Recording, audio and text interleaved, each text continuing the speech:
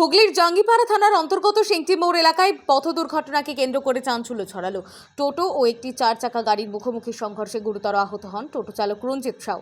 তাকে দ্রুত উদ্ধার করে উদয়নারায়ণপুর হাসপাতালে ভর্তি করা হয়, সেখানেই তার চিকিৎসা চলছে। স্থানীয় সূত্রে জানা গিয়েছে, 4 চাকা গাড়িটি উদয়নারায়ণপুরের দিক থেকে আসছিল, অন্যদিকে টোটোটি দিলেকাশের দিক থেকে সিংটি মোড়ের দিকে আসছিল।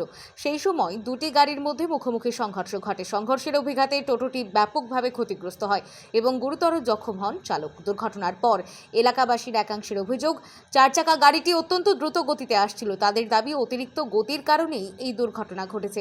যদিও 4 চাকা গাড়ির চালক তুষার বাউরির বক্তব্য ভিন্ন। তার দাবি, টোটো চালক কোনো ইন্ডিকেটর না দিয়েই হঠাৎ রাস্তার মধ্যে ঢুকে পড়ে, যার ফলে দুর্ঘটনা এড়ানো সম্ভব হয়নি।